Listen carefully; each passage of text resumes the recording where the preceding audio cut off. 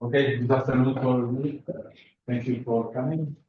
Today we are particularly happy. We have two lectures. The first one by Professor Holger Rauhut.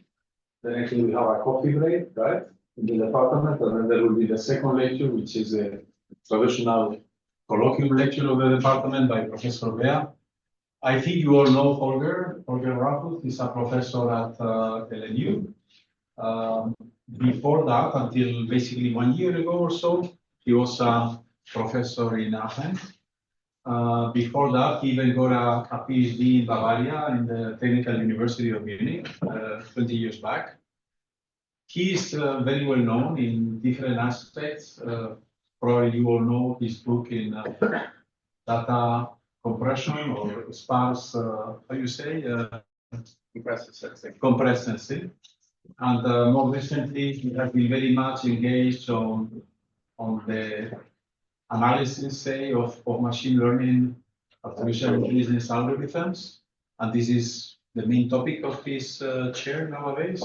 And also the topic of the lecture, which is, hopefully, he will explain, disclose what are the main reasons for this celebrated implicit bias phenomenon in machine learning.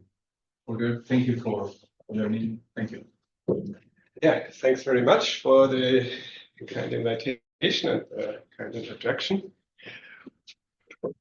Okay, so yeah, this is about the implicit bias phenomenon in deep learning, but let's first go one step back. I guess we have all seen well, the tremendous success of deep learning or artificial intelligence in general, and deep learning is basically the key methodology that makes these breakthroughs work, like in image recognition, sound recognition, analysis of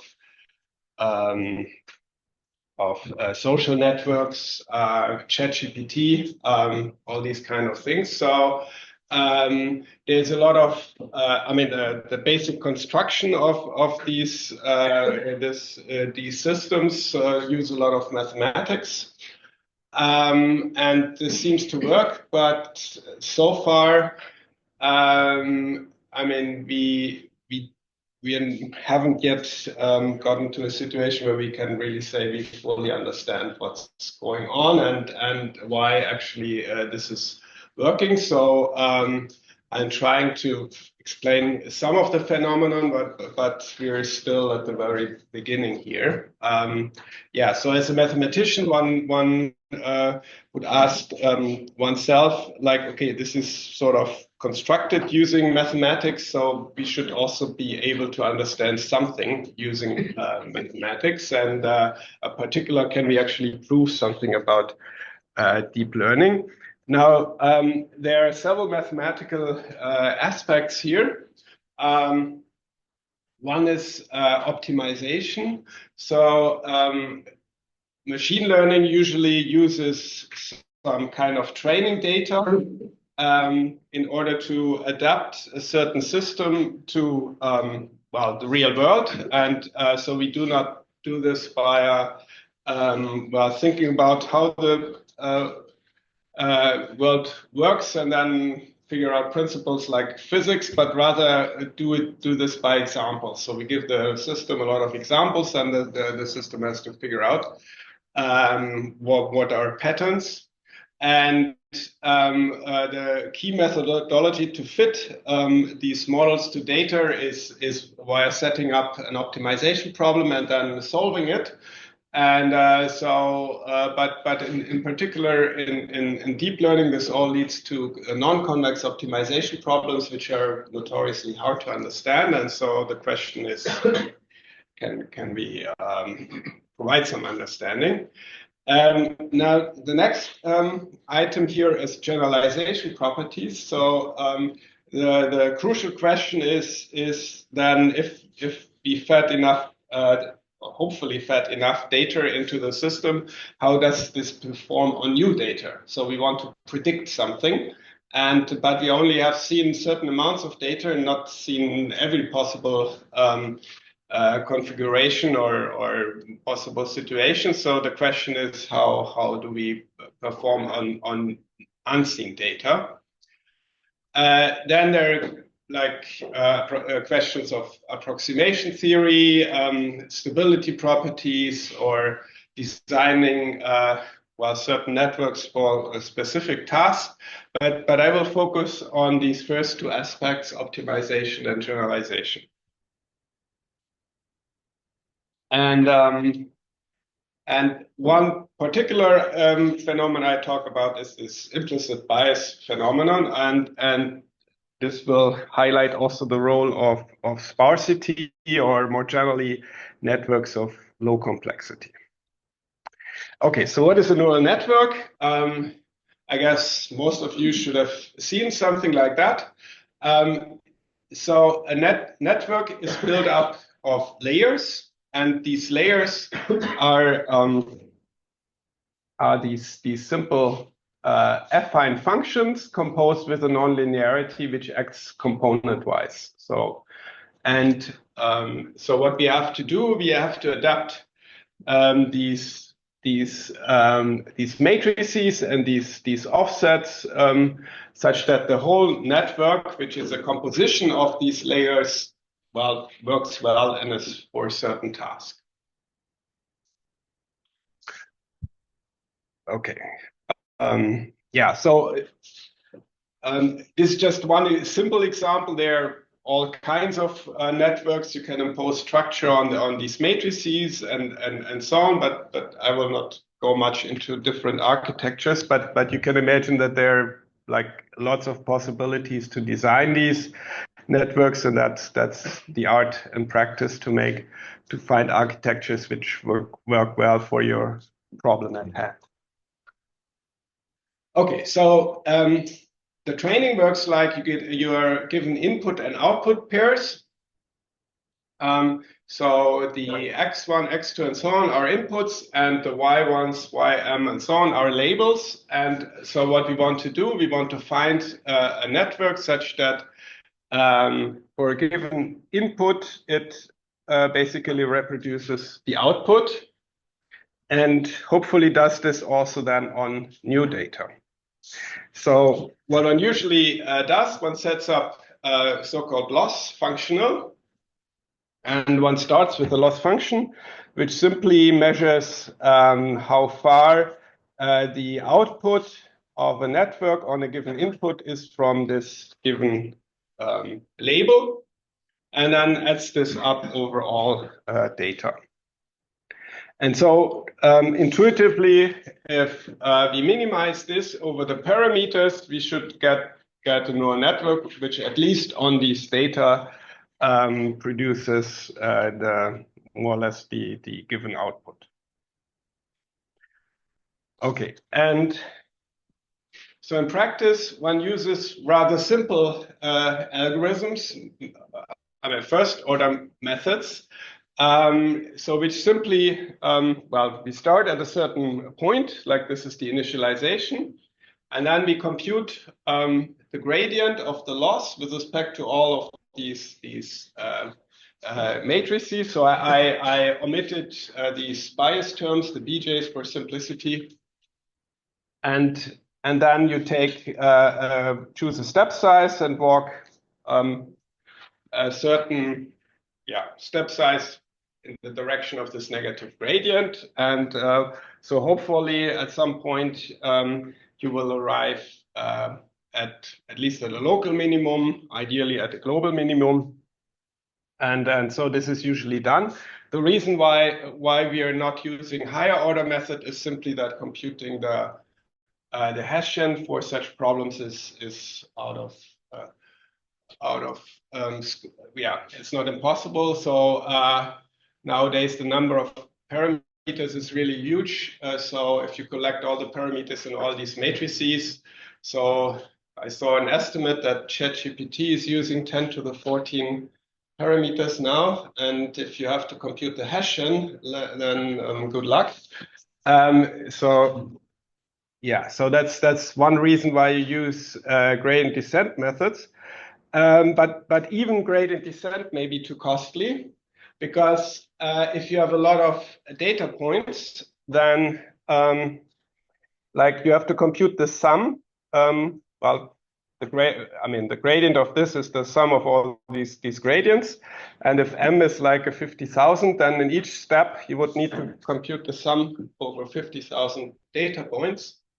And so you try to avoid also this. So we actually use stochastic gradient descent, which uses a stochastic approximation of the gradient. So we basically choose this approximation, which on average gives the gradient, and again walk for a certain step size in this given direction. And one example is what is called mini-batch gradient. So here you pick a random subset of all the data points of size q. So q can even be 1 or whatever, 10. And so then you compute this this approximation here. So you don't take all the data points to compute the gradient, but just the subset. And the algorithms which are actually in use differ a little bit from this by the choice of the step size, and there are some variants of what you can do it. But essentially, this is what is done. Okay. And and what you often need to do is run this several times with different initialization to get a good point. And by the way, what is most costly then in the learning of actual system is that you need to do this for several architectures, so several ways of setting up the neural network in order to find something which really works well. And that's why all this is quite costly. So roughly, like, think of 10 million euro for training this for one particular task. Okay, so but coming back to mathematics, so what can we say about the convergence of gradient descent or stochastic gradient descent? So this is rather simple, or at least well understood. If the loss function is convex, so you can find conditions on step sizes and so on, so that we know convergence to a global minimizer. Now, for neural networks, the corresponding loss functions are never convex, except if you just choose one layer and the activation function, the sigma, rather trivial. So we have to deal with the fact that we are in a non-convex situation. And then you can have local minimas, saddle points, and all kinds of things. So one has to deal with that situation. But still, you don't have an arbitrary non-convex problem. You still have some structure in here coming from this neural network structure. And in practice, SGD usually converges. And in often cases to minimizers which correspond to networks that generalize well. So the question is, well, can we explain that? Okay, so that's the basic question here. And now to this implicit bias phenomenon. So this is a table of data that was produced already in 2017 in the PhD thesis of Zhang, and this observation was also published in that paper. Probably nowadays you can come up with new data, but the essential phenomena will remain the same. So here they took 50,000 training examples and took here 4 different network architectures and run SGD. And they observed that the training loss at the end is always 0, which means that we reach a global minimizer. So arriving at the global minimizer doesn't seem to be the essential problem here. And now they also wrote down the number of parameters of each of these network architectures. And in particular, these number of parameters is much larger than the number of training data. And what is essential now is, as I said in the beginning, what happens on new data. So this is the test accuracy. So you reserve some data that you do not take for the training, but you evaluate the performance of the networks on these data. So, and this is the accuracy. So a cipher 10 means we have 10 classes, and and the inputs are images, and so the system has to recognize to which of the classes these images belong. So, well, statistically, if you do a random guess, you get 10% accuracy, and here you even the worst performance is 50%, and this goes up to 88%, and I guess nowadays you can achieve 95 or 98%. And what is remarkable, you get better performance the more parameters you take. And also, I mean, what is puzzling at first is that this works actually if you take more parameters than training examples. So usually if you would ask a statistician, would say this is probably not going to work because we are overfitting. So we have more parameter than training data. So at some point we are just fitting the noise, but still this doesn't seem to happen. And so the question is what's going on here. And I think this is one of the main phenomena to be understood here, because nowadays the rule of thumb is if well, you have a problem in practice, like how large should you take your network, people will tell you, well, choose a network that just fits into your GPU. So as large as possible. And usually this means you have more parameters than training data. Okay, yeah, so can we understand this somehow? And in this overparameterized scenario, so more network parameters than training data, this means that many networks exist that interpolate the data exactly. So I can find many networks which interpolate all the data points, but in between, of course, since I mean they can do like different things, and if you just look at the empirical loss, like that will be 0 for all these networks because you fit the data exactly. But still, it's not true that all of them generalize well, because you could imagine they're like you add some more data points to it, and then there will be some networks that will interpolate also these points, but others which do completely different things. And in particular, this means that also the algorithm that you use for the optimization has a huge impact on what you compute in the end. And this is meant by implicit bias. So it's not something negative. It's the bias that the biases or other parameters that you may have in your algorithm.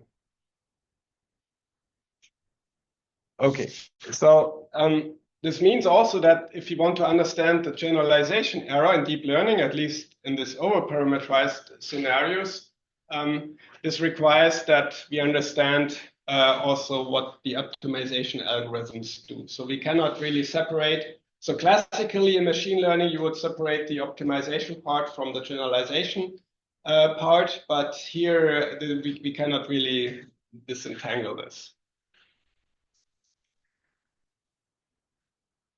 Okay, so So the working hypothesis we have is that the implicit bias of gradient descent will be towards solutions of low complexity in some sense. So sparsity, low rank structures, something like that. So this is following the principle of Occam's razor, that if there are several explanations for a phenomenon, one should prefer the simplest one. And I also think that the reason we get good generalization is because the nature is not arbitrarily complex, but prefers rather simple explanation. Of course, it may be not intuitive what the simplest form of the representation is, but still something like that seems to happen. And like at least in a simple scenario, we will actually see that. So what do you mean by a small initialization? Okay, maybe we will get to that. So the initialization is also part of the algorithm. Like it's important where you initialize it, particularly for non-convex problems. So the initialization will play a big role. And it turns out, at least for the model problem that we have, that you need to initialize very close to the to zero to get this phenomenon. Okay, now if one starts to think about this problem as a mathematician, like looking at networks with 73 layers and 10 billion parameters, I guess it's not the best way to start with. So it makes sense to think about what are simple optimization problems that still share some characteristics that these complicated problems have. And so we want optimization problems that have many global minimizers and that also have some sort of factorization or compositional structure like in a neural network. And what you will see is that there will be some implicit bias towards sparsity and in another case to low rank structures. So mathematical, the general idea is that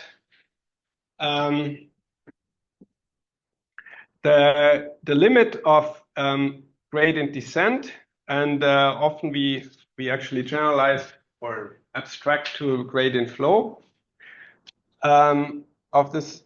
Yeah, so we hope that the limit satisfies something like that. So we will match all the data points, so we get interpolation, and among these networks interpolating the data, we get one which minimizes a certain regularizer.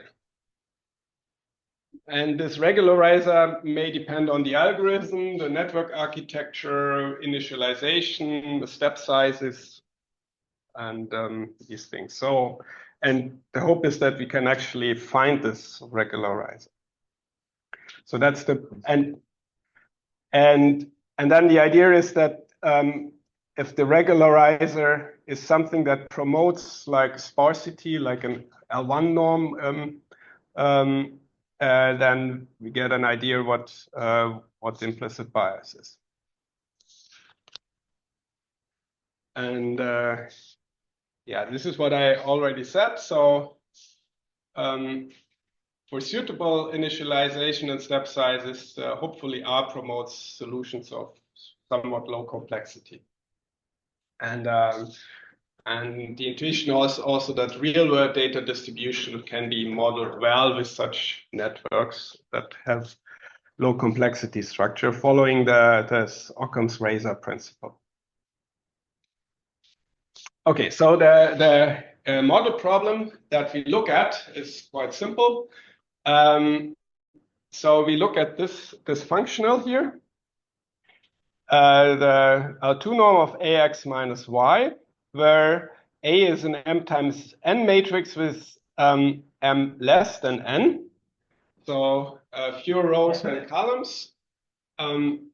So this system here will have infinitely many solutions. Let's say A has full rank. And by the way, L1 is the same as this one. And in particular, this functional has, well, an infinite number of global minimizers, namely all the solutions of this equation. Okay, so we have one of the criteria for the model problem, but we also need some factorization structure. So what we do now is we simply plug in some factorization.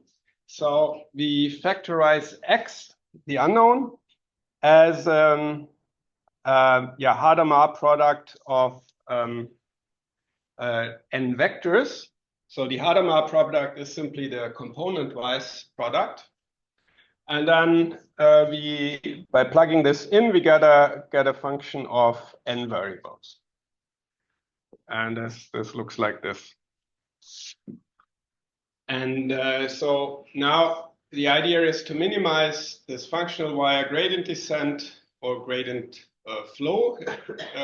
You want to abstract and not want to discuss step sizes. And the question is, can we understand the limit here? Just to avoid misunderstanding, I'm not, well, really trying to get new methods for solving that problem. This is more like to get understanding what may happen in more complicated scenarios. So capital N has nothing to do with the small n. No, n, yeah, capital N, yeah. I mean, already for 2 layers, this makes sense. Well, you can even do this for 1 layer, but then you don't get nothing new. So it corresponds to the number of layers in a neural network. So this W is in Rn with a small n, right? Yes, yes. Yeah, so you can view this as a very simple form of a neural network with the activation function being the identity. And we will see that this is connected to compressed sensing. So, so we want to compute a sparse solution of this. And here the standard approach is L1 minimization. So we minimize the one norm subject to this constraint, and the theory of compressive sensing predicts that the solution of this will be a vector which has a lot of zeros. Okay, and it turns out that, okay, so this is what I just outlined, but it turns out that there's one deficiency of this model, because if we start with a certain initialization, we cannot get negative entries here. And in order to mend this, one can actually look at the difference of 2 such products, which is a, well, small variation, which overcomes this problem. So if we do not factorize this vector x and look at the gradient flow, so of course there should be a dot here. Yeah, so this is the time derivative of x. It's the negative gradient of this loss function. So this is an abstraction of the gradient descent. And if we initialize at 0, then it's well known that this converges to the solution of this least squares problem. So we find the solution of minimal L2 norm subject to this constraint. And now, so the equation in blue is the one if we have more than 1 layer. So we do for each matrix, for each vector WK, we introduce, well, a time dependence and consider this gradient flow and initialize somewhere. And the red version is the one where we have the difference of two factorizations. And then we are interested in, well, actually the product of the Hadamard product of these vectors. And similar for these difference. So first of all, does this converge? And if so, can we say something about the limit? And so we now look at a simplification that all the vectors are initialized in the same way. And then it turns out that the trajectory of all of them stays the same. So yeah, all the vectors move in the same way. And so this means that we can write this x tilde, which is the product of all of them. It's actually the first vector to the power n. And here is the version with the difference of two factorizations. And so it turns out that these W of t is the gradient flow for this functional, where we simply take the exponent here. So this is taking the exponent of every entry, and similar here for this difference. And we will even simplify more and take as initialization alpha times the vector of 1. So each component is initialized with the same number. Okay, so now let's look at some numerical experiments. So here, this is the positive case that we only have the factorization, into these W's, not the difference of two factorizations. And so what you can see here is, so we vary here the sparsity and the number of measurements. And so this is the little n is here 20. So we try to see what happens in dimension 20. And matrix A is chosen as a random Gaussian matrix. And then this produces measurements or y as ax. And then we try, first of all, with L1 minimization, try to recover that given vector of that sparsity using this number of measurements. And white means that we always succeed. And so we repeat this experiments a few times. And black means that we never succeed. And so if we have enough measurements, let's say, for instance, here, 10 measurements are sufficient to recover two sparse vector in dimension 20. And so that's the benchmark.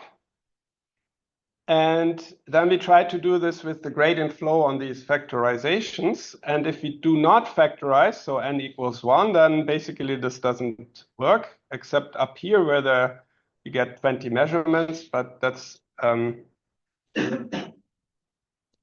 but to recover a vector in dimension 20 from 20 measurements is maybe, it's clear that this will work. And now here we get a factorization into 2 vectors and here into 3. And basically we got a similar behavior as for L1 minimization. So this even improves for n equals 3. But basically we get back a sparse vector running this gradient flow on this factorization. And the general case is the one where we look at this difference of two factorization, and this also shows this behavior. So this seems to indicate that gradient flow on factorizations promotes sparsity, which is a bit surprising because we didn't put sparsity explicitly into the game. And so the question is, can we explain this? And in this case, we actually have a theorem. So we assume that we have at least a factorization into 2 vectors and assume that there is a positive solution to this equation. And then the first statement is that the limit, so this is these are the products of these single vectors, and the limit exists and is contained in the set. So in particular, this also solves the equation. So we get the data reproduced exactly. And now we look at the difference of the L1 norm of the limit and the L1 norm of the L1 minimizer, which is this quantity. And we can say that this is bounded by epsilon times this L1 norm, where epsilon now is this quantity, which depends on the norm of the initialization, which in particular is depends on alpha. And so this was the initialization scale. And so if alpha is small, then also this epsilon is small. And in particular for n larger than 2, this becomes significant. So basically we can bound it by this. So if beta 1 is much smaller than q, then also this epsilon is small, and we get close to the solution of the L1 minimization problem. So this basically explains why we get sparsity or close to a sparse vector. Okay, and so let's look at what is behind this. So this was already described earlier. So if we can describe the flow in the following way, so think of X as the product of these vectors, the Hadamard product. And if you can write this as some matrix valued function to the -1 applied to the gradient of the loss. So that's the assumption here. And we assume that this function h can be written as the gradient, as the Hessian of some vector valued function. Then it was proved here that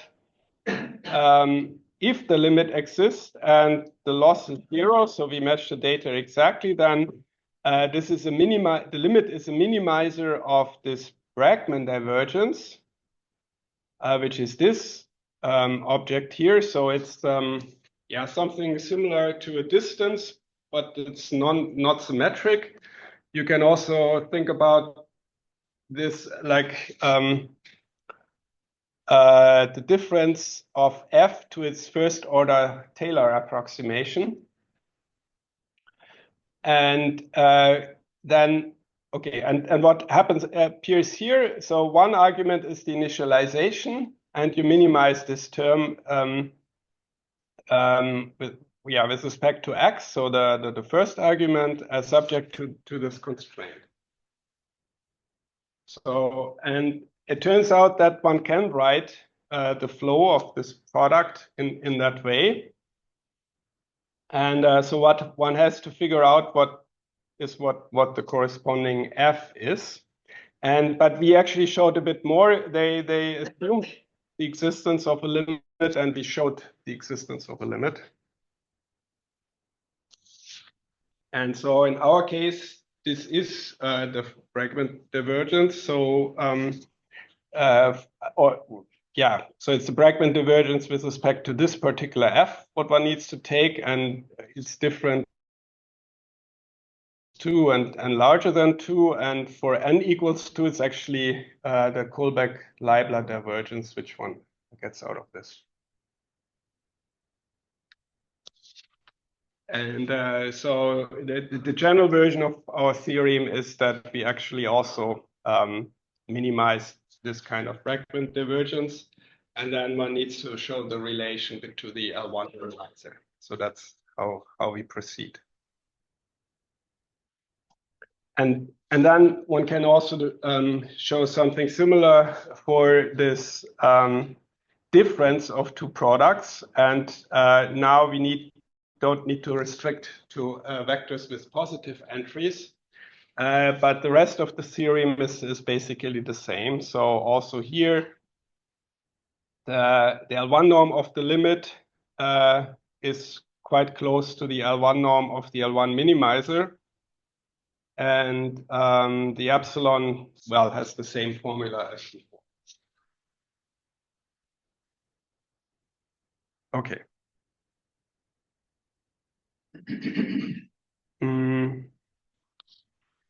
One can do this also for more general types of initialization. So here we use the vector which has constant entries, but can do this also in general.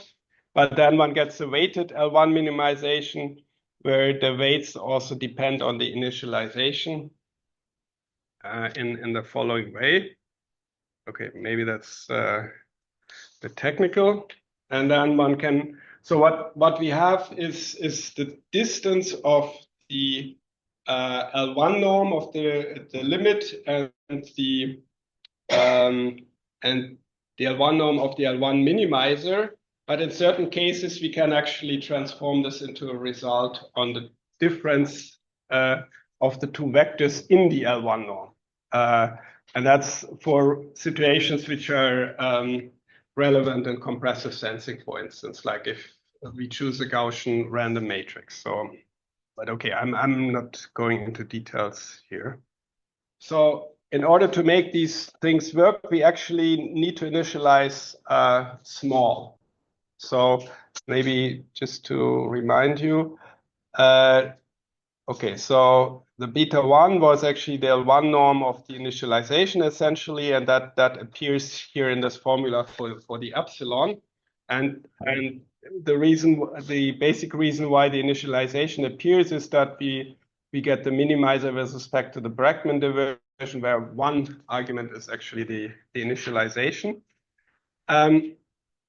So you might ask, why not initialize with 0?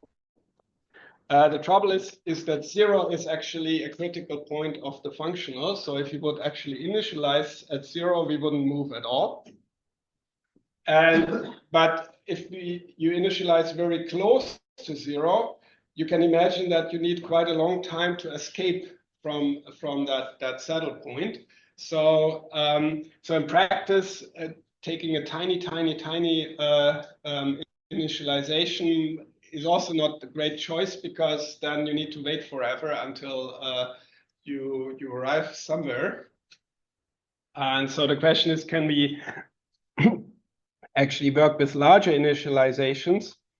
And it's possible to do this by separating the vector into a scalar and the direction, and then using a gradient descent or gradient flow for this, but with different rates. So we basically accelerate or we have, well, the direction will move faster than the actual the norm of this. So then one can get a result where basically this corresponds to the original result, but with a larger with a quite large initialization, we can emulate a smaller initialization in this way. Okay. So now let's go one step further and look at recovery of matrices.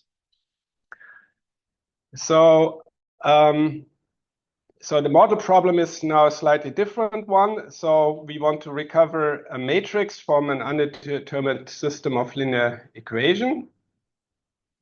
And so what we do now is similar as before. We set up such a loss function and plug in a factorization. But now it's really a matrix product and not a Hadamard product. And again, we do a gradient descent or gradient flow on these matrices. One remark, so if actually, okay, we have a choice of the dimensions of these matrices. And if like we choose the dimensions to become smaller than like n here in the middle, then we put actually explicitly a rank constraint, but we don't want to do So we choose all the matrices n by n. And so this is what happens. So here, these experiments are for recovering a 20 by 20 matrix of rank 2, again using Gaussian random measurements. And so here we vary the number of measurements and record how often we are successful. So with 400 measurements, the system is not underdetermined anymore because like 20 by 20 matrix has 400 entries. If we run this with n equals 2, so factorization into 2 matrices, at roughly 350 or so, we get decent recovery. But if we factorize even into more matrices, like 3 or 4, basically we can recover from 80 measurements or so using gradient flow. And here 80 is roughly the number of degrees of freedom that you need to describe a rank 2 matrix in dimension 20 by 20. So here, this factorization structure together with gradient descent and also small initialization seems to promote low rank. So it's another low complexity structure. And this is also even closer to neural networks, because like this factorization you can view as a linear neural network where the activation function is again the identity. So we have these experiments now for quite a while, but didn't really make breakthroughs here. There are a few results available, but they are make very restrictive assumptions, which, in my opinion, make the results not so interesting. Or basically, they boil down to the Hadamard case in some way. Okay, so here is actually a list of papers, so more work. Maybe what I would like to point out is this paper down here. So here, and this is something we are trying to, at the moment, to generalize, but okay, we don't have yet a result yet to state, but here they do this for so-called two-layer ReLU networks, where the activation function is the ReLU function. So here it's really something nonlinear, and there is also some kind of sparsity evolving here or implicitly contained in the problem, but this is very preliminary, these results. Okay. Maybe one final thing, one possible direction one can look at. So so I mean, part of this is some theory, but then the conclusions or the actual findings are via experiment. So one can describe this flow on matrices actually as a with a Riemannian structure. So we are looking here at the gradient flow for a loss function, now quite general one, and then looking at the product of these matrices. And if one has so-called balancedness at initialization, this is a certain condition on these matrices, then one can actually, can write the evolution of the product in this way. It looks a bit complicated, but this can be viewed as a linear map on the gradient, and this linear map depends on the matrix where one currently is. And the structure here, motivated from that, we introduced this operator, and this actually induces a Riemannian metric on space of matrices of a given rank. So we can look at the tangent space of the space of matrices of rank K, and then look at the restriction of this map to the tangent space. And on here, it's actually self-adjoint and positive definite, in particular invertible. So we can write down this form. And it's actually non-trivial that this is C1, and we don't know whether it's C2. But okay, and so in this way we can actually write the gradient flow as a Riemannian gradient flow,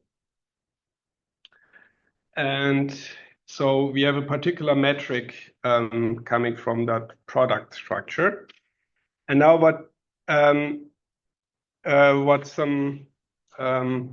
so the people of the authors of this paper did, they worked out the Riemannian volume form, which is not too hard to do. And then they looked at certain matrix recovery problems. And these seem to indicate that the implicit bias of the gradient flow is towards solutions which have a large intrinsic Riemannian volume. So this geometry seems to play a role here. Yeah, but so far this is just some experiments, and the theory is not yet there. But okay, if somebody is interested in such problems, I would be happy to talk about this. Well, more open questions than answers, I think. So yeah, one question we are looking at. So all these results were for the gradient flow, but in practice one uses actually the gradient descent or even stochastic gradient descent. So we're currently working on that. It turned out to be harder than I thought in the beginning, but okay. Then also understanding this matrix case, and of course nonlinear networks. So still a lot of things to do. I would like to end with a general question. So if we see at least, well, there's some indication that well, these algorithms tend to promote networks of small complexity, but the general trend is to actually get larger and larger networks. So one may question, do we really need such very big networks from the beginning? And you can imagine that this costs a lot of energy and even contributes to global warming and so on. So maybe we just didn't find the right way to actually find these structures. So can we actually exploit insights on this bias when designing the algorithms or the networks? Well, one point here maybe is that actually going high dimensional makes the problems easier to solve. So which seems a bit counterintuitive, but I usually think of like, okay, if you have a one-dimensional function and you need to go over a hill to arrive at the global minimizer, maybe adding another dimension and go around the hill may be simpler, but I'm not sure whether that's really the phenomena what happens here. But yeah, so definitely there is still many things to be understood. Okay, thanks very much for your attention. We're looking very much forward to your talk. Yeah, thank you very much for the kind invitation, for the opportunity to give this talk in Erlangen. So it's my pleasure and honor to be here. So I want to talk about counterintuitive approximations. This is based on joint work with Bernhard Hanke in Augsburg. And to introduce you to the topic, let me explain or recall a classical theorem which is quite famous, which is prototypical for this kind of approximation that I have in mind. So that is the flexibility versus rigidity. What do I mean by that? So typically you have this dichotomy. You can have low regularity, which gives you a lot of flexibility, or you can have high regularity, which gives you rigidity. And let me illustrate what I mean by that for a moment. Normally, when you work in numerical analysis, for example, and you have some function, you want to approximate it by something better, right? You want to approximate a given function by smooth function, for example, using modifiers, or you want to approximate them by functions from some finite dimensional space for numerical analysis. So typically, you want to approximate something by a given function by something which is more regular than the thing that you're given. However, we will do the opposite. So we will approximate functions by functions which have less regularity. And now, of course, you wonder, why on earth do I want to do that? And the point is that these less regularity is paid off by having additional unexpected properties. So we pay by some regularity, but we gain some additional properties that the original function does not have. So that's the idea. Okay. And now let me give you an example, a classical example, famous one, where this occurs. So that's a Nash-Kuiper embedding theorem, and it says the following thing. You have a compact Riemannian manifold. A Riemannian manifold, if you don't know the term, a Riemannian manifold is just a curved space. And we assume that we have an embedding of that manifold into Euclidean space. And so that's this map F. It's a smooth embedding. But the geometry of the manifold and the embedding basically are completely independent of each other. So I'm not assuming that this embedding preserves distances or anything. The only thing that I assume is that it's a one Lipschitz map, which you can always arrange by just rescaling the image. So it's not an essential statement here. And then the theorem says the following. If you have any embedding of your curved space into Euclidean space, then you can approximate it. You can approximate it by some other map, some other embedding of your manifold into Euclidean space, which is closed. So that means uniformly closed. So that's what I mean by approximating. Secondly, it's only C1, not smooth anymore. Only once continuously differentiable. But, and now comes the additional property, it is isometric. So the original embedding is not isometric at all. It can distort distances, but you can approximate this basically arbitrary embedding by isometric ones. Isometric means, in that case, that the differential at each point is a linear isometry. And so for these differentials, or for being isometric, it is sufficient to have a C1 map, because you have to be able to form the differential, and then you can ask, is this differential an isometric map between the corresponding tangent spaces? Okay, so that's this embedding. Now there are three levels of understanding of that theorem. Level one is you look at the theorem and think, well, yeah, just some theorem. Level two is, no, I don't believe that. This can't possibly be true. And level three will be, now I see why that can't possibly be true. So maybe at the moment we are still at level one, right? Maybe just one theorem. So let's try to get to the second level. Let me try to convince you that you should believe in it. And this in particular says that your manifold can be embedded into arbitrarily small walls. Why?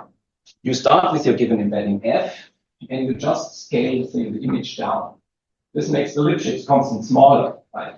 So that makes the image sitting in arbitrarily small balls. So and if you then approximate, this will, since it's epsilon closed, this will not make the image much larger. That means that you can embed your manifold into arbitrarily tiny balls in Euclidean space in an isometric manner. Okay, and how would that look? Well, actually, in dimension one, we believe that it's true. How would you do that? Well, you have this one-dimensional manifold, which is a circle, and being an isometric embedding or an embedding into plane is just curved, and isometric in that case simply means it's parametrized by arc length. Right? So differential is an isometry, so it just means that arc length is preserved. And so the statement, in particular, this consequence of the theorem, says any curve, any closed curve can be embedded in the plane into an arbitrarily small disk. And here the image indicates how this can be done. You just wiggle around as much as you can, so the total length of the image is coincides with the length of the circle, and parameterized by arc length, and then you can do it. So you that sort of thing. So in dimension 1, it seems plausible that this is possible. But let's see, how in dimension 2? Should we believe the theorem in dimension 2? So we have a two-dimensional surface, two-dimensional manifold, and for example, a torus like in this image. And now the statement says you can embed this thing isometrically into arbitrarily small balls in R3, because you can embed it in some way in R3 and then scale down. And this can be done in an isometric manner. Can this be possible? Well, let's see. So this original manifold comes with some curvature, and isometric embeddings preserve curvature. But now if you look at the image in R3, then if this is sitting in a very small ball, so let's shrink the ball until it touches the surface, the image surface, and then at the point where the surface touches the sphere, the boundary of the ball, the curvature of the image must be at least as large as the curvature of the sphere which it touches. But that you can make arbitrarily large, because you can make the ball arbitrarily small. The smaller the ball, the higher the curvature of the sphere. On the other hand, the curvature must coincide with the curvature of the original manifold, which is just pre-given. Right? And there is some upper bound for that curvature on a compact surface. So how is it possible that the image surface can have much larger curvature? So now we have arrived at level 2. Now we don't need it anymore. However, there's one way out, namely, the way out is that it is actually false indeed if you replace C1 by C2, because then the curvature argument that I gave you works as I explained it. And in order to define curvature, you need two derivatives. So you need a 2 times differentiable embedding to talk about the curvature, at least as a continuous function. But here we have only claimed that we can do this with the C1 embedding. Now for C1 embedding, isometry is still defined, but curvature is no longer defined. So the argument simply doesn't apply because curvature is not defined. And that's the way out. So now we have arrived, maybe we are between level 2 and level 3. So now we start getting confidence again that it might actually be true. But then, of course, you wonder, well, how does an image surface look like under such an isometric embedding? And there's a group of mathematicians in France who have visualized these Nash-Kuiper embeddings, and the pictures they have created look like this. You do essentially what you did in the one-dimensional case. You wrinkle the thing as much as you can, but you have to do it in a very clever way to make the image as small as you want. And so here are some illustrations how this works, and zoomed into the local structure, and you see that it's not clear to do it exactly, but can at least leave my contract. Right.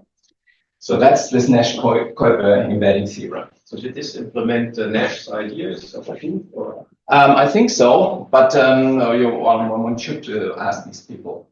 So I will tell you a little bit about a similar thing where we will see how to implement such a thing, but not for this one. I don't know exactly. Okay, all right. Now, so we see this argument or the theorem is correct since we have, or might be correct, or so can be correct, since we have only demanded that your approximating embedding it has lower regularity is C1, and it's false if we replace C1 by C2. But there's a whole scale of function spaces between the two.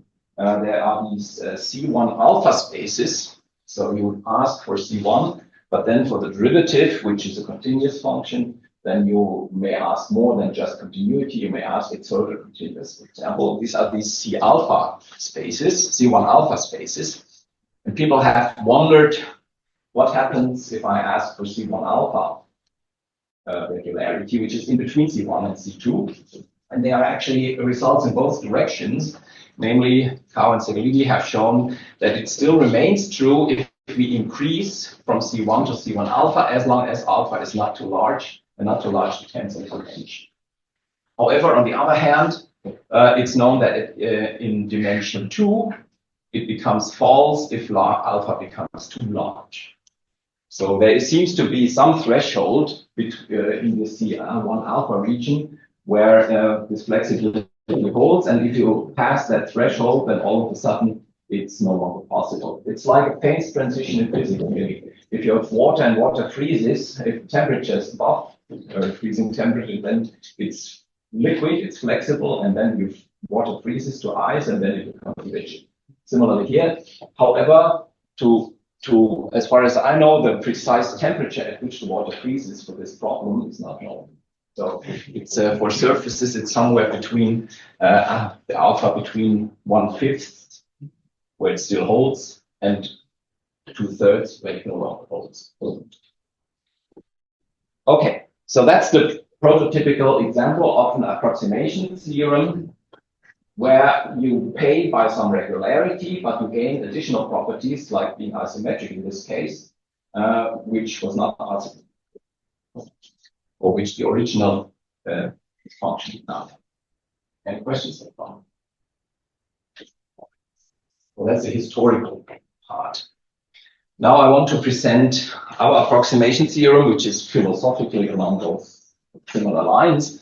But before I come to it, I want to explain it in an example, because the theorem as such is quite general, and I don't want to give you the impression that it's just overly technical. So let's start with the simplest example for the.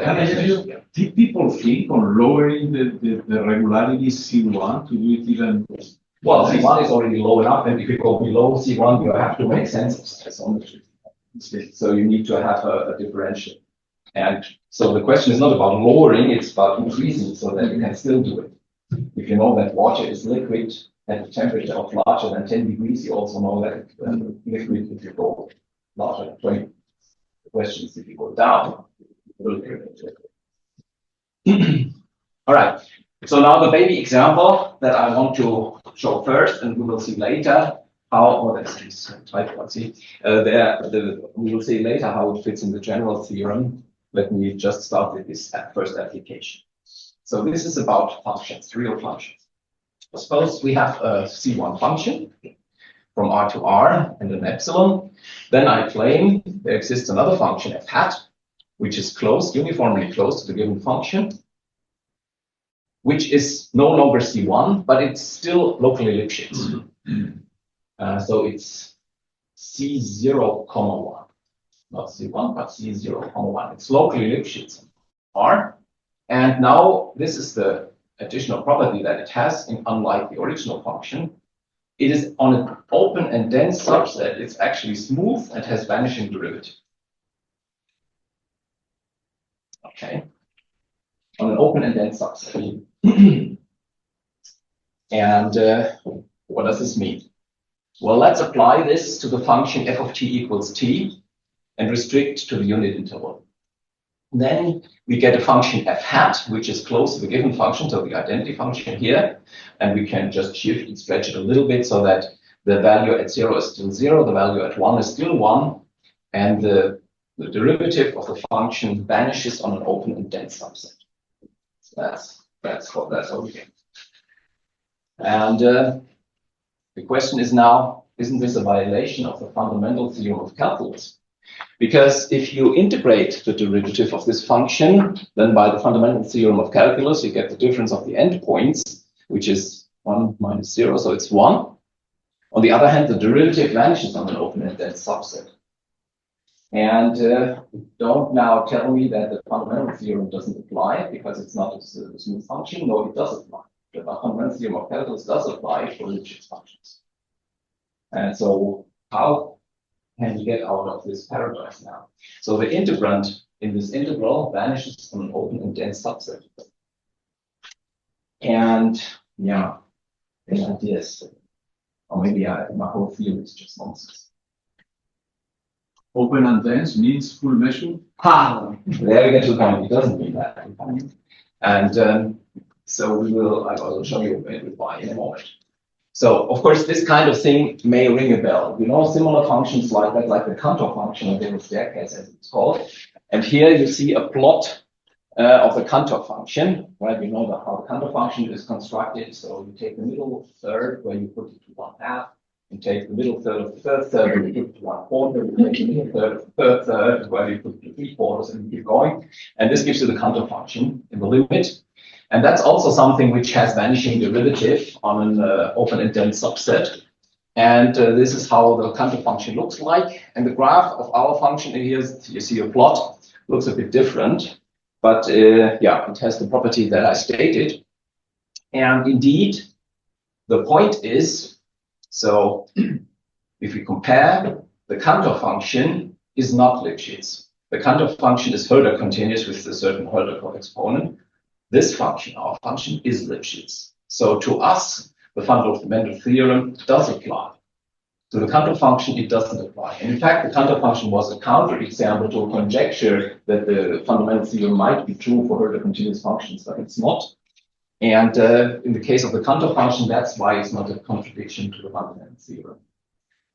But in our case, it does apply.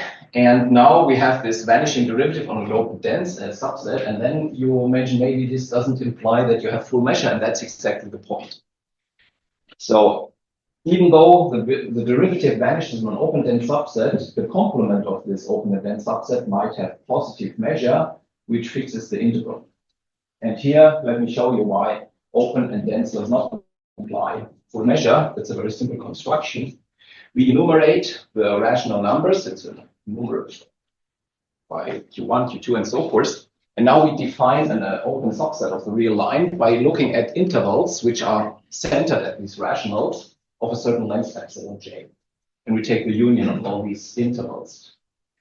So that's certainly an open set because it's a union of open intervals. And it's also a dense set because it contains all rationals. So it's an open and dense subset.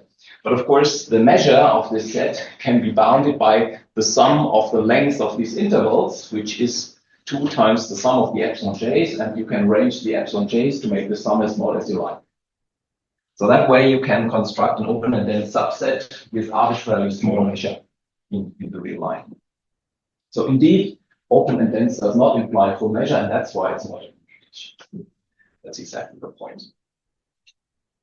Okay, so now that was the warm-up.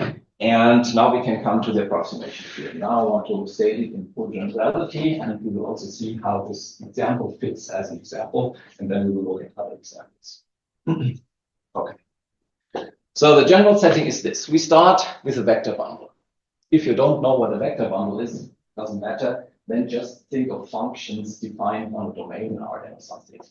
So, and in our example, this our domain was simply the real line, and we were looking at real valued functions. We fix a certain positive integer, which is the differentiability degree that we're looking at. In our situation, this was 1 because we were looking at 1 derivative.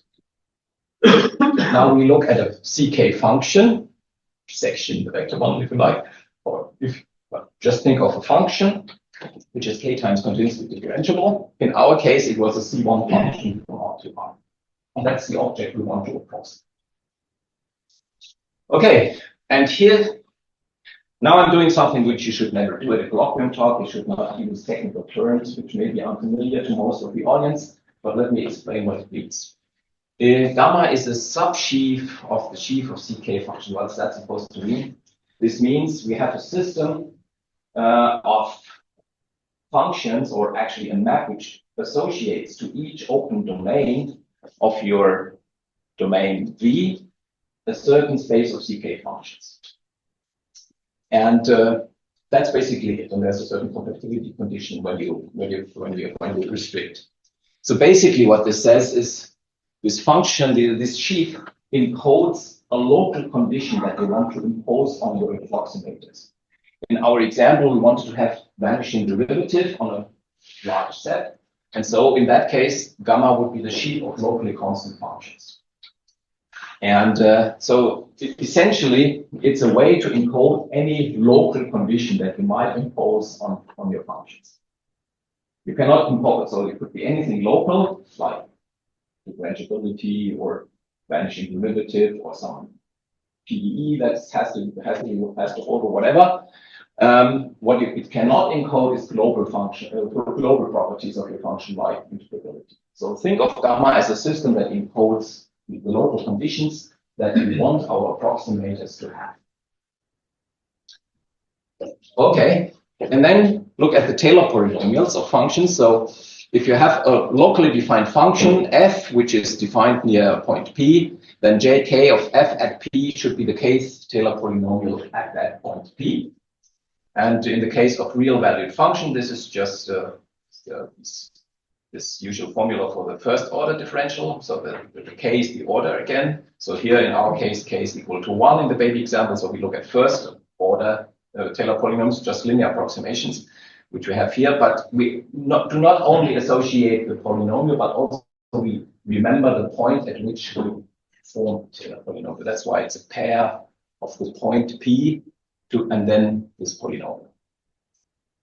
So that's K's Taylor polynomial of your function f at P, but we remember the point at which we took the Taylor polynomial.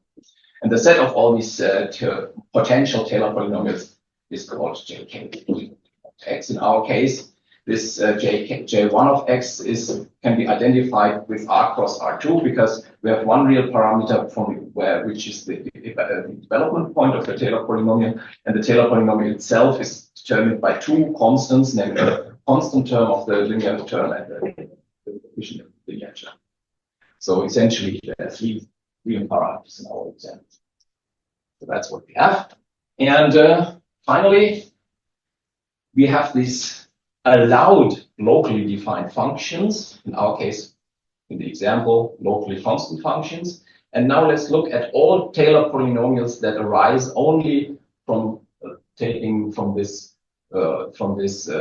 source of allowed functions. So that's a certain subset of the set of all Taylor polynomials. Right? So this is jk gamma is only the Taylor polynomials that can arise as Taylor polynomials of the functions that we have declared to be allowed. And since in our example, we only want to look at locally constant functions, all our Taylor polynomials will not have a derivative part. So in that case, the allowed Taylor polynomials are only the constant polynomials. So that's why we have only two parameters, namely the development point and the constant polynomial. So that's the setup. Okay. Quite technical. That's why I didn't want to show you this in the first place before looking at an example, because then you stop listening right away. Note, in our example, if you decrease the differentiability order by 1 and you look only at zeros order approximations, so zeros order Taylor polynomials are just constant approximations, in that case there would be no difference. Because in this example, we have locally constant functions, and these are plenty enough to create all constant Taylor polynomials at any point.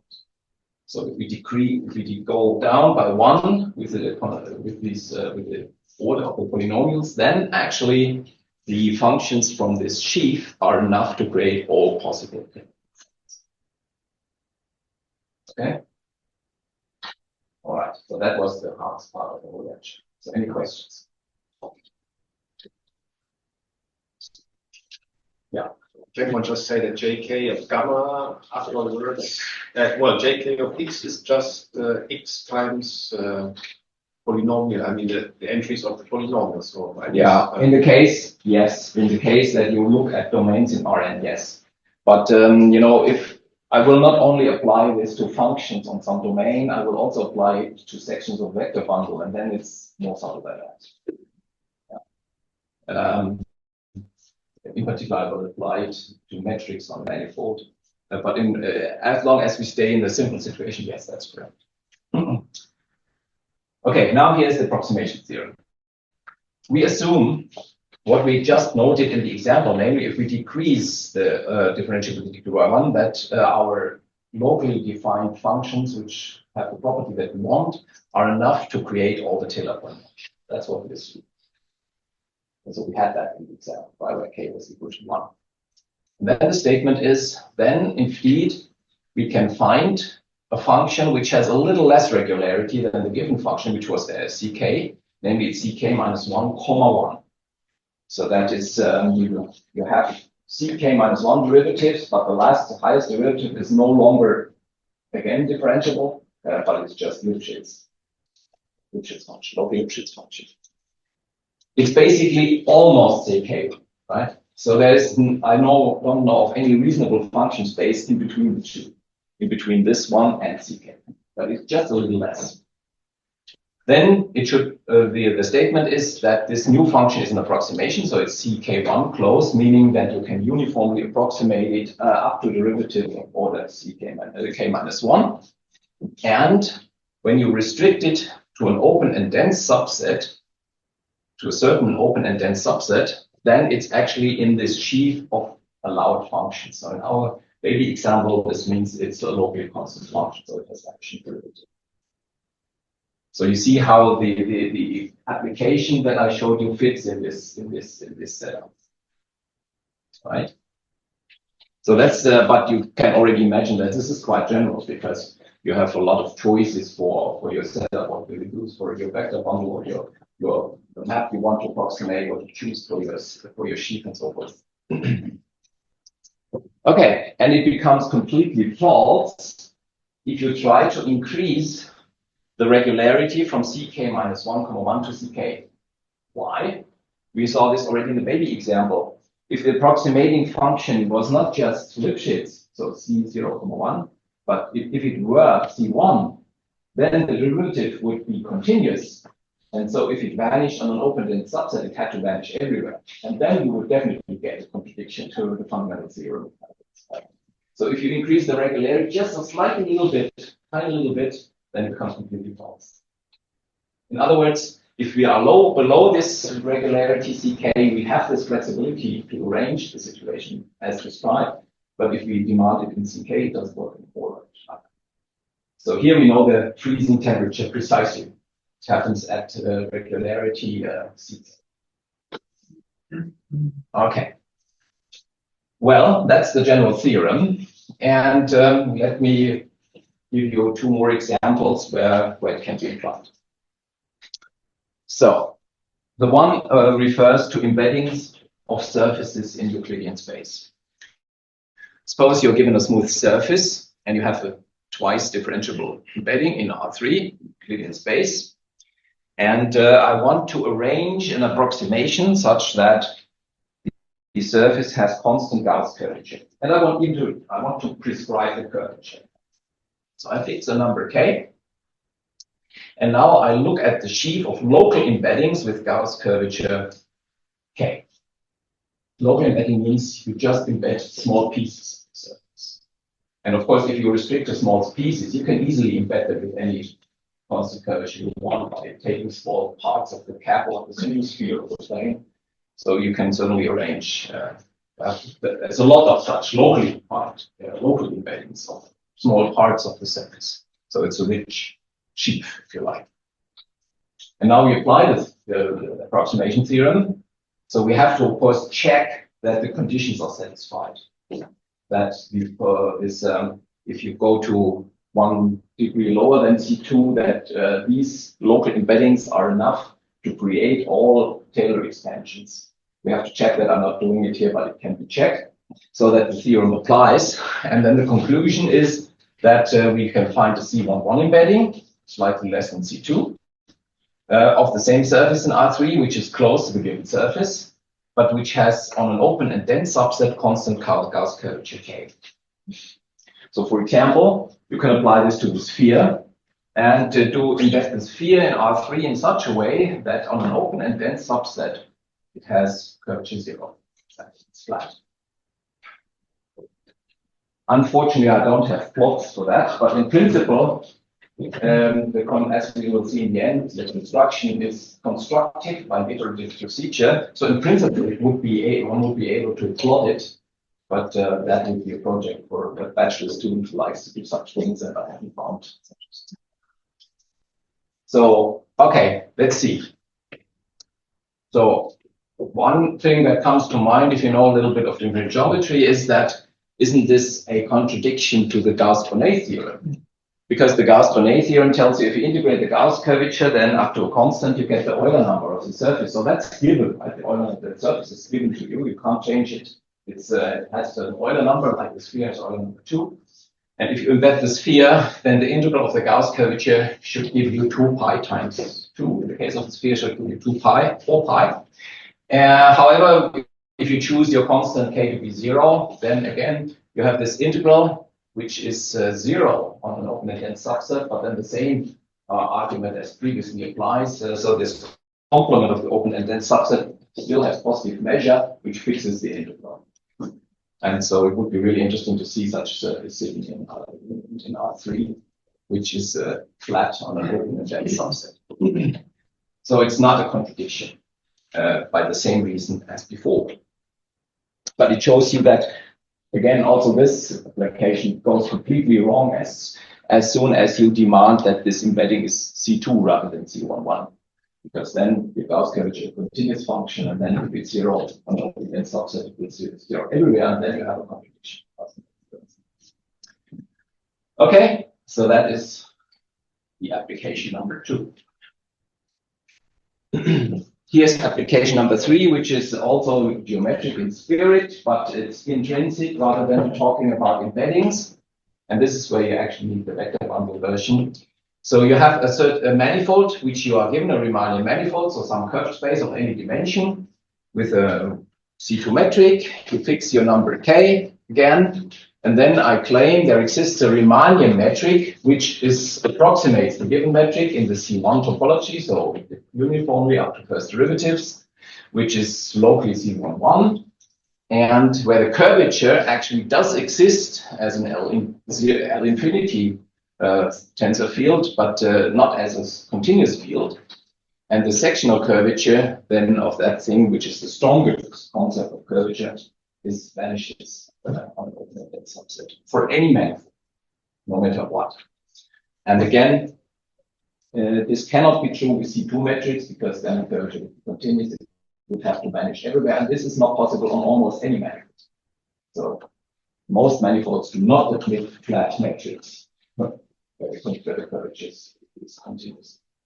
However, if you allow for a little bit of less regularity, like C11 instead of C2, all of a sudden it becomes possible on any manifold. So again, there you see this. That's exactly this flexibility for low regularity versus rigidity on higher regularity. Maybe you have heard about a theorem by Gromov, where he also states a general existence theorem for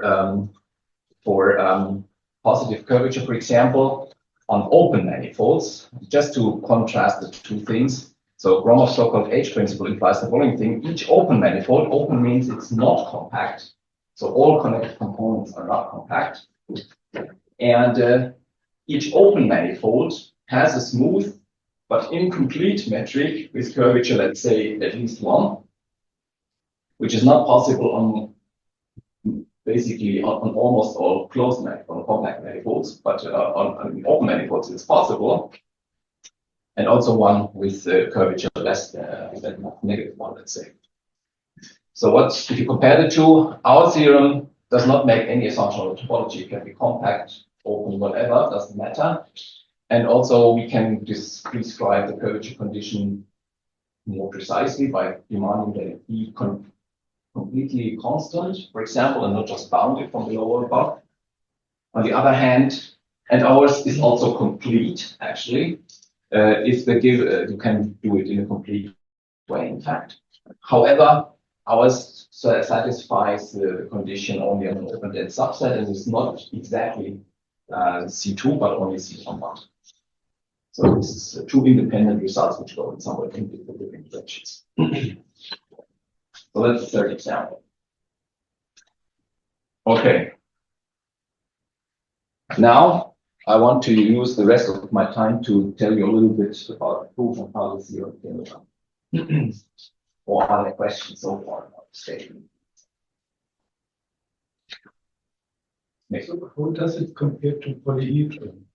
Okay, these polyhedron, yeah, you might wonder, okay, if I take a polyhedron or a triangulation of a manifold, and then you have these piecewise flat parts, but this is far from C11, right? This is not C11 at all. so along the edges and the corners. So that's really the actual point is the C11 ring. Yes. If one is in a situation where one has a natural volume, say, on a manifold, so can one control the measure if the set that does not belong to you in any set? Okay, yes, very good question. So indeed, we have not really worked that out, but I believe you can make your measure as close to the full measure as you like, if you are careful enough. That would require going once more carefully through the proof, but I think you can. Okay. That's for the questions. Then let me tell you a little bit about proof. The whole thing started with this book by Prof. It's a famous book. It's called Partial Differential Relations. It was published in the 1980s.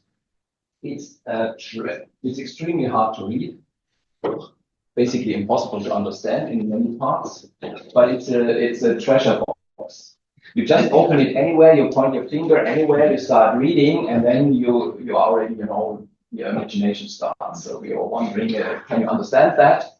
And there are exercises in that book which are always considered good PhD projects. And so it's a famous book, but if you have ever read Gromov, it's not easy. And we needed a statement from that book that had it myself, and we needed the statement from this exercise on page 111. So don't read the scan. I will explain what it says in a moment. And so we needed this result. Of course, you never find a proof for the statement in this exercise anywhere, but Gromov used it in some places. And so we wanted to understand that. And in fact, if you take, seriously what's written there, it's actually false. That's also typical for Gromov. So you have to first, interpret the thing in a certain way. You have to think about what does he want to tell me, find the correct statement, then try. And I will explain what the exercise says in a moment. So that's what we start. It's a so-called flexibility lemma, as he calls it in his book, or in later papers he calls it the cut-off homotopy principle. Same thing. And let me explain what it says. And then we'll give you an application of the flexibility lemma, a direct application, and in the end I will show you how it implies the approximations. So the setup is as before. So we have some vector bundle. So we look at a differentiability degree. And now we look at an arbitrary subset of this set of polynomials, Taylor polynomials, potential Taylor polynomials. Some subset. And such a subset is then called a partial differential relation. And if you have a function whose Taylor polynomial at each point belongs to this subset, then we say it's a solution of the partial differential relation. So that's really a very general concept of just imposing some condition on the derivatives up to order k. Right? And so this contains partial differential equations, any partial differential equation, and it also contains partial differential inequalities, for example. So you impose any condition on your derivatives up to order k by demanding that the case Taylor polynomials be contained in this subset R that you prescribe. Okay, so maybe in this generality there isn't much you can say, but actually this is actually the content of the book. This is about partial differential relations.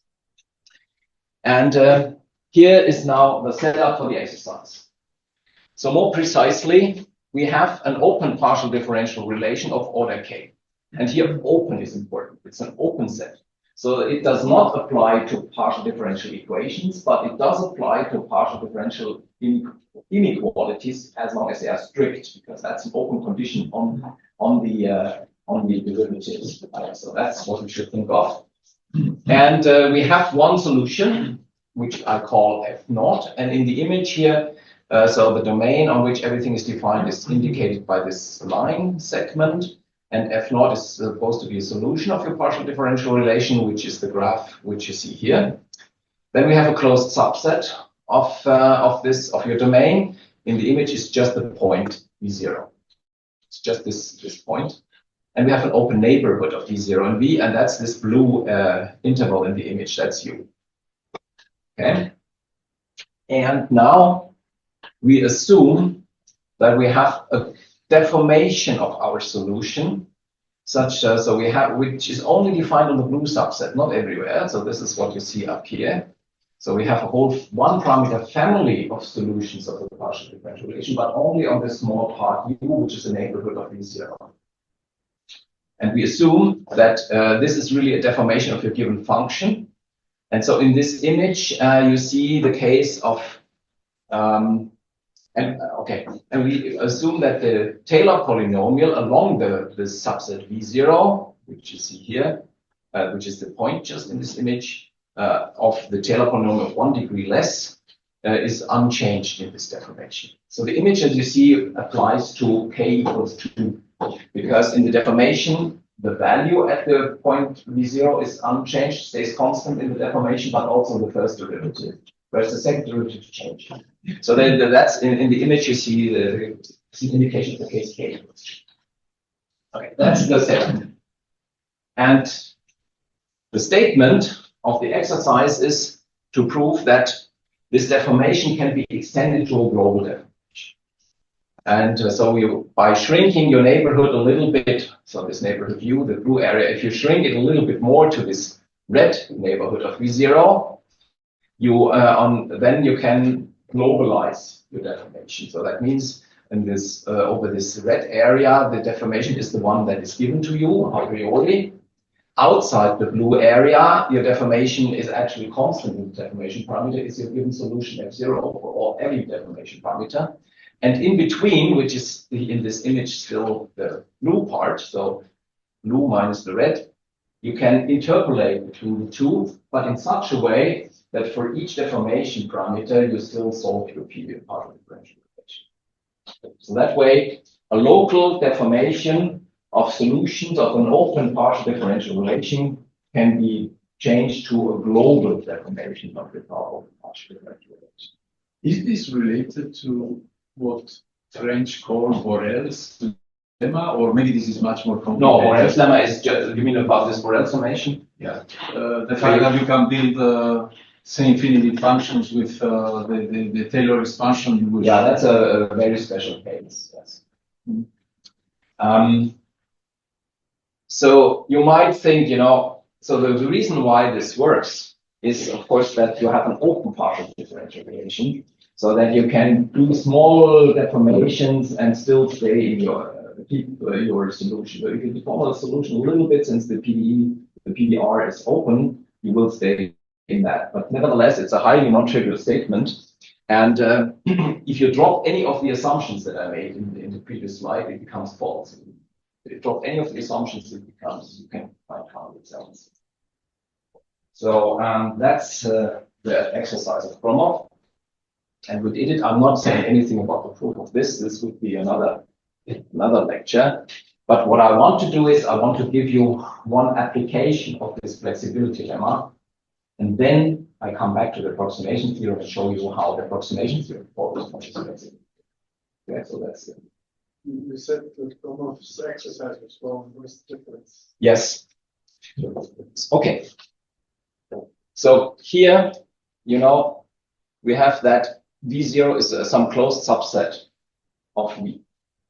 So in Gromov's statement, he says V0 is an arbitrary submanifold of V.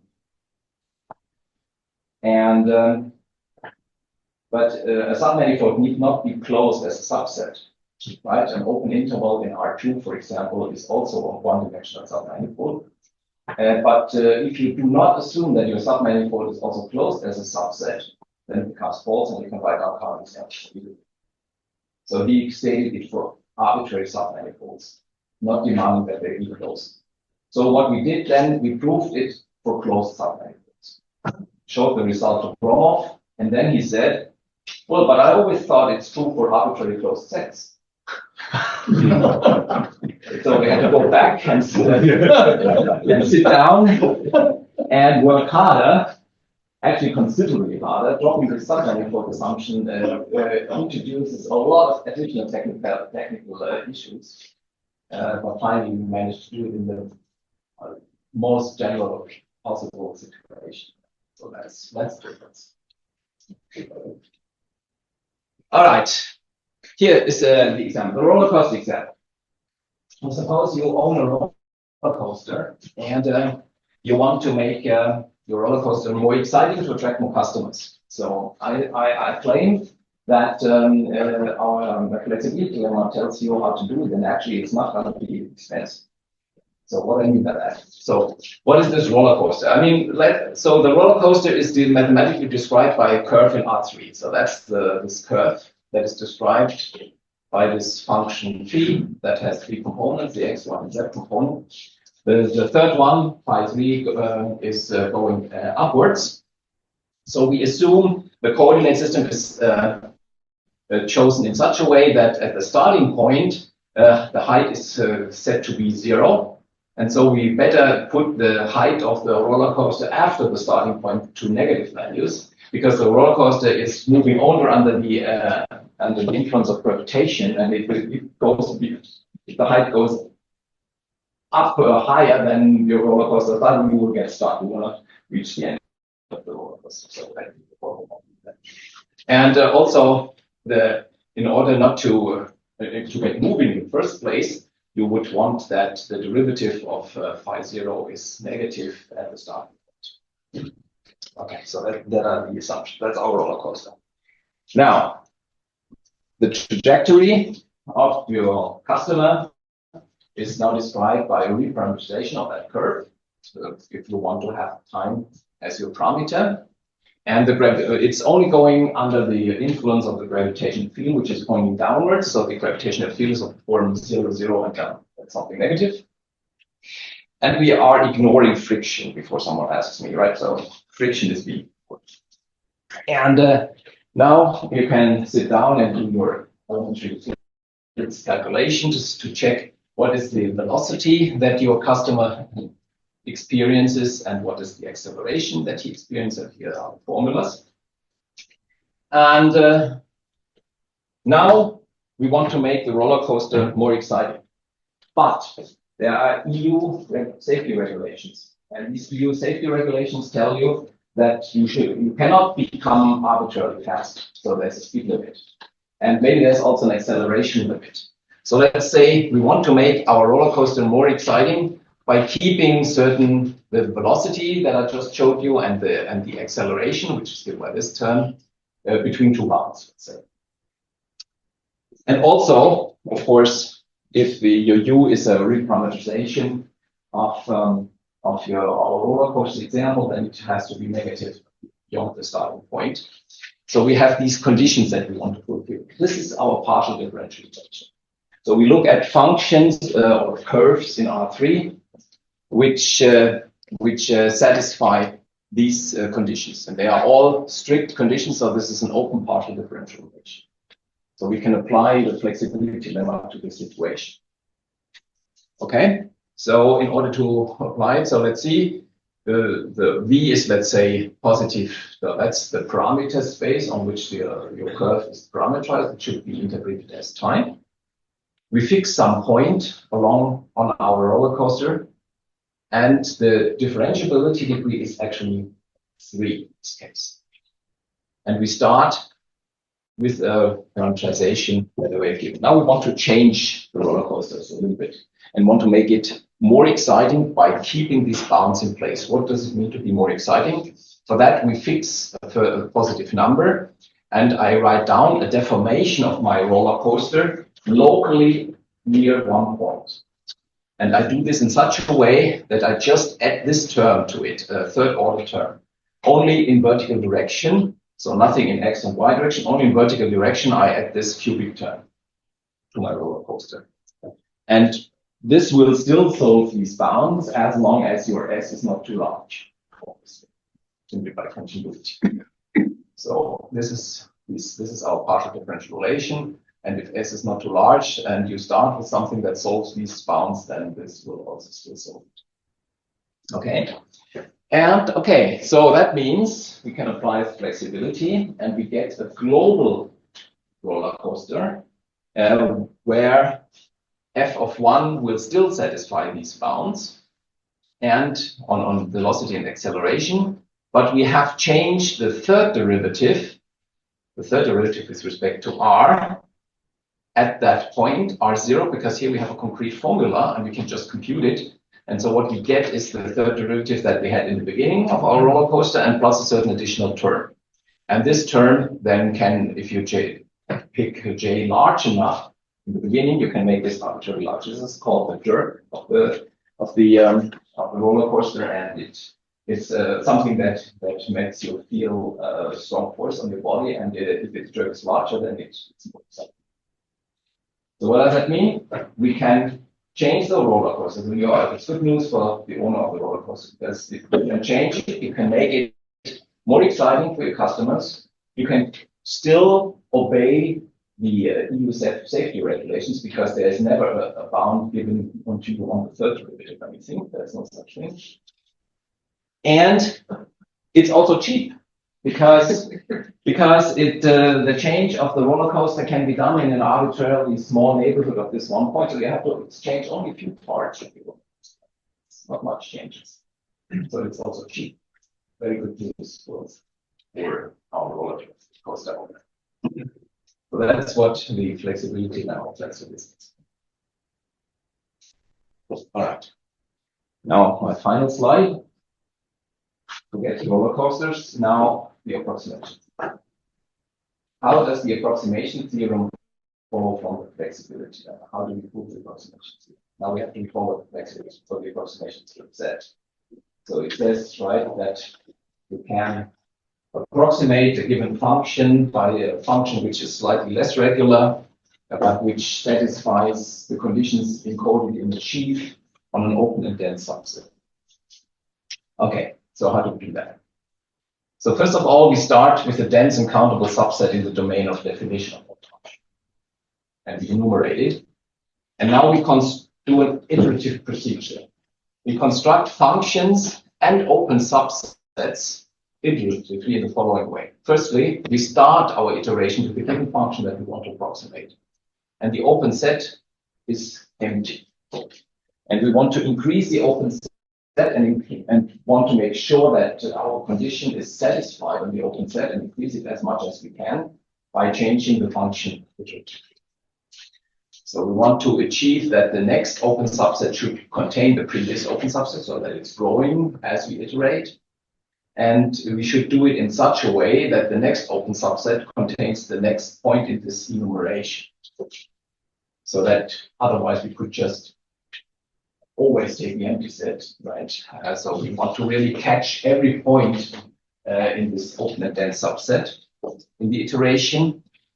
Then we do it in such a way that on the previous open subset, we change nothing. We keep the function as it was. On the previous open subset, it's already good. And we do it in such a way that the difference between the two is small, very small, for derivatives up to order k minus 1, and controlled for the kth derivative. And then it turns out that we can do this in such a way that if you restrict the j's function to the j's open set or to its closure, then it actually satisfies the condition that we want. And how does this, and then if we can set up such a scheme, then clearly we can just pass to the limit, which is well defined because at each point it's eventually constant. And this set U is the union of all these UJs, which is the union of open sets. So it's open and it contains all these points, so it's dense. So it will satisfy our condition on an open and dense subset. That's fine.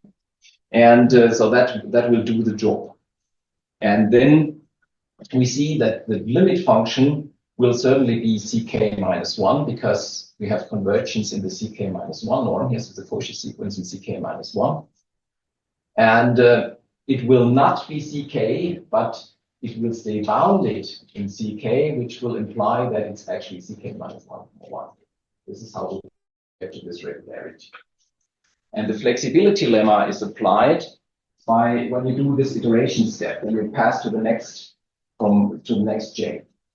They are basically, so if you're supposed you have already constructed fj minus 1 and you set uj minus 1. And now you want to catch the next point pj. Now there are two cases. Either pj is already contained in uj minus 1, then you do nothing. Then you just take the same function and the same UJ. Then this is already good. If your point Pj is outside of the previous open set, then you apply the flexibility lemma. And you apply it actually in the situation where your V0 is just a point as in the picture that I showed you. And then the flexibility lemma can be applied. You can first do a local deformation and apply the flexibility lemma to join it with the previous function. And this is how you do it. This is very vague, but that's how it works. And that's how it connects to the flexibility. And I guess that's all. Thank you very much.